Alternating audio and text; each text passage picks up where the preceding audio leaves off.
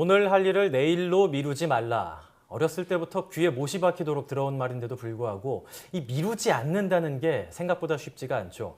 주어진 시간이 일주일이건 하루건 결국은 마감 시간 코앞에 닥쳐서 하게 되는 일들이 참 많은 것 같습니다. 네, 게다가 일을 미루는 시간 동안에도 계속해서 불안하고 또 초조하잖아요. 왜 우리는 이렇게 닥칠 일을 불안해하면서도 일을 제때하지 않고 미루는 걸까요? 그래서 오늘 알아봐야겠죠. 생각연구소에서 할 일을 미루고 또 꾸물거리는 우리의 심리에 대해서 알아보도록 하겠습니다. 네, 연세대학교 심리학과 이동기 교수와 함께합니다. 안녕하세요. 네, 안녕하세요. 네, 교수님들 일을 굉장히 많이 하실 것 같은데 이렇게 미루는 경우가 종종 있나요? 집안일은 늘 미루고요. 중요한 일들은 미루지 않으려고 애를 쓰죠. 네. 그렇군요. 한국인은 참 성질이 급해서 뭐든지 빨리빨리 한다. 이거 외국인들도 어느 정도 공감을 하는 부분인데 저는 가끔씩 나만 한국인이 아니고 남은을 본가 싶을 정도로 일을 미룬 경우들이 많이 있거든요. 이런 사람들이 굉장히 많은데 이런 반복된 행동, 이런 심리에는 어떤 것들이 숨어 있나요? 아무래도 일이 너무 많으시면 미루게 돼요. 예. 그러니까 일단 지금 너무 많은 일을 하고 있지는 않은가 한번 체크하실 필요가 있고요. 두 번째는 또 다른 사람 부탁을 잘 거절 못하는 분들도 일을 많이 미루게 됩니다. 그러니까 늘 거절을 못하다 보니까 자꾸 많이 받아놓게 되면 나중에 일이 쌓이게 되잖아요. 그러면 아무래도 이제 일을 물거리게 될 가능성이 많은데 실제적으로 우리가 이제 이게 만성적이에요. 그래서 보면은 대학생의 45%가 꾸물거린다는 보고도 있을 정도고요. 생각보다 적은데요. 아, 좋은가요? 네. 더 많을 줄 알았거든요. 워낙 흔한 현상이기 때문에 그렇죠. 그래서 사실 이 꾸물거림이 문제가 되는 건 뭐냐면 너무 많이 만성적으로 꾸물거리게 되면은 나중에 우울하거나 또는 무기력해질 수도 있습니다. 해야 할 일을 하지 않고 미루다 보면 지금 당장은 편하지만 마음도 불안하고 언젠가는 해야 되는데 이렇게 불안함을 느끼면서까지 계속 미루는 이유는 어떤 심리가 숨어 있는 걸까요? 아무래도 이게 사람들은 뭔가 잘하고 싶은 마음이 많은 것 같아요. 그러니까 이 실패에 대한 두려움이라고 하는 게 사실 이렇게 미루는 거에 밑바탕에 깔려 있는 거거든요. 대부분 사람들은 미루는 사람들일수록 스스로를 게으르다고 생각해요. 난 참 게을러 이렇게 얘기를 하거든요. 이게 사실 조금 다르게 생각해야 돼요. 게으른 거라기보다는 너무 잘하고 싶어 해요. 예, 잘하고 싶어 하니까 잘한다면 어떡하지 이런 잔 걱정이 더 많아지게 되고요. 점점 신경 쓰다 보니까 일을 시작을 못하고 계속 그다음에 생각만 하고 있는 거죠. 그러니까 생각과 행동 사이에 간극이 너무 큰 거라고 볼 수 있습니다. 이제 사소한 일들을 한두 번씩 가끔씩 미루는 거는 문제가 되지 않겠지만 대부분의 일들을 이렇게 미루어서 하다가 닥쳤을 때 뭔가를 다 하는 경우는 문제가 될 수 있잖아요. 어떤 사람들이 이런 식으로 미루는지 유형들을 저희가 따로 준비를 해봤거든요. 네. 화면으로 함께 보시죠. 지금 숙제를 하라고 잔소리를 하니까 몰라 이따 할 거야 하면 좀 화를 내고 있는 걸 보니까 아직 학생인 것 같거든요. 네. 예. 실제로 이렇게 학생들이 보통 보면 부모님이 하는 얘기를 잘 안 하려고 해요. 안 그렇죠. 따르려고 하죠. 예. 예를 들어서 공부해라, 책상 치워라, 내일이 명절이니까 목욕 가라 이런 거. 그러니까 이렇게 늘 다른 사람 말을 어릴 때부터 들을 때 하기 싫다는 생각이 계속 있게 되면은 점점 반발심 같은 게 많아지고요. 일종의 반항아로 자라나게 됩니다. 근데 문제는 이게 이제 성인이 돼서도 다른 회사 같은 데서도 뭔가 해야 될 과제가 주어지면 일단 거부감부터 생기는 거죠. 네. 상당히 뿌리가 깊어요. 그래서 잘 안 고쳐집니다. 잘 안 고쳐지나요? 네, 저희 같은 주 고객이 되죠. 그러니까 그렇군요. 상담 받들어요. 네. 네, 첫 번째 유형 살펴봤고요. 일을 미루는 사람의 유형, 두 번째 유형 살펴보겠습니다. 일은 바로바로 해야지. 난 원래 벼락치기 체질이야. 벼락치기 하는 사람의 유형인데요. 일을 미룰 수 있을 때까지 미뤘다가 마지막에 하면 참 집중력이 좋아진다. 이런 사람들인 것 같아요. 이 유형은 어떻게 보면 좋을까요? 실제로 그런 분들 되게 많습니다. 마지막 순간에 그분들이 어떠냐면 뭔가 이렇게 신체 타고 오르는 느낌이 있어요. 예. 쫙 타면서 뭔가 정말 살아있다는 느낌이 들거든요.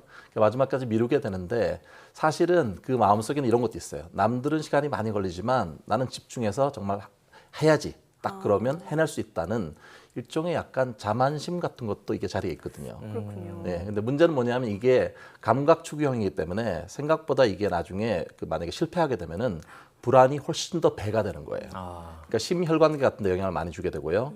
그다음부터는 남들은 모르지만 자기 혼자 불안하고 나중에 점점 만성적으로 되면은 우울하고 되게 무기력해질 수도 있습니다. 심한 경우는 되게 자살 충동을 보호하는 경우도 있어요. 네. 어렸을 때 이제 방학 숙제를 하루나 2, 3일에 몰아서 하려고 했다가 실패하면 혼나지 않을까, 맞지 않을까 이런 걱정했던 그런 생각도 나기는 하네요. 네. 세 번째 유형도 한번 살펴볼까요?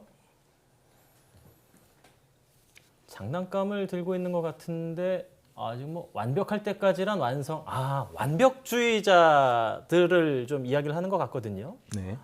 실제로 이제 완벽주의자가 두세 가지로 나뉘는데요. 예. 지금 이제 일반적으로 생각하면 완벽주의면은 미루지 않을 것 같잖아요. 예. 완벽주의자 중에서 일부는 그렇습니다. 아주 자기지향적 완벽주의라고 불리는 사람들은 이를 미루거나 그렇게 하진 않거든요. 예.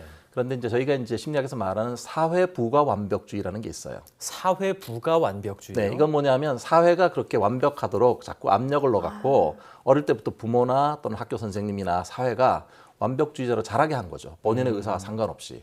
이런 경우에는 꾸물거립니다. 왜냐하면 늘 뭔가를 잘해야 하고 잘못하면 혼날 것 같고 그러니까 실패에 대한 두려움이 다시 이제 올라오게 되는 거죠. 훨씬 불안 수준도 훨씬 더 높게 되고요. 이렇게 일을 미루는 습관들이 우리 인생에는 어떤 영향을 좀 미칠까요? 뭐 지금 생각하기 쉽게 일단 심신이 피폐해지겠죠. 늘 미루면 불안 수준이 올라가게 되니까 자기만 아는 그 혼자만의 고민이 점점 깊어집니다. 그다음에 사실 일을 자꾸 미루게 되면 어떻습니까? 실제로 하는 수행 자체도 상당히 퀄리티가 떨어지게 되겠죠.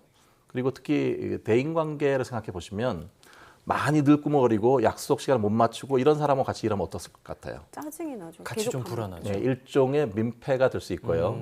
그래서 이렇게 말씀드릴 수 있습니다. 많이 꾸물거릴수록 우울하고 불안해지고 대인관계가 피폐해지고 그러면 성공과는 정말 거리가 먼 그런 사람이 되죠.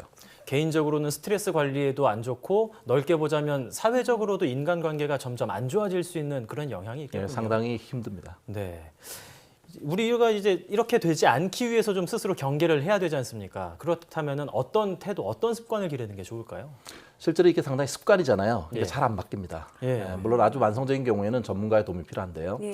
그러나 일상생활에서 좀 미루지 않으려는 어떤 방법 중에 하나는 어떤 이게 행동이 부족한 거잖아요. 그러니까 이런 미루는 분들이 마음속으로 늘 이렇게 생각해요. 나는 마음만 먹으면 할 수 있다. 문제는 마음이 안 먹어지는 거예요. 그러니까 이분들한테 부족한 건 생각이 아니라 행동이에요. 그래서 뭔가 해야 될 일이 있으면 그 일과 관련된 조그마한 행동부터 먼저 하는 게 좋습니다. 예를 들어서 시험 봐야 된다면 시험 봐야 될 그 책장을 펴고 네. 적어도 2페이지를 큰 소리로 읽기 시작하는 거예요. 그러면 하고 싶은 마음이 들어서 그 다음에는 이제 시험 공부를 하게 되는 거고요. 두 번째, 이분들은 1시간 단위로 계획을 짜면 안 됩니다. 1시간 단위로 계획을 짠다는 건 안 하겠다는 것과 똑같은 거예요. 어떤 점에서요? 예, 이분들은 사실 올해 1시간 동안 이렇게 계획을 하게 되면은 실제 안 지켜질 가능성이 많습니다. 계획 자체가 너무 크니까. 그러니까 이거를 1시간이 아니라 적어도 한 4분의 1 정도, 15분 단위로 계획을 짜서 하는 게 좋습니다. 하나씩 달성하게 되면은 뭔가 성공하는 경험이 되잖아요. 그러면 예. 다음부터 하고 싶은 마음이 더 들게 되겠죠. 그다음에 이제 이런 분들은 자기가 이제 기억할 수 있도록 뭔가 노트 같은 걸 붙이는 게 좋아요.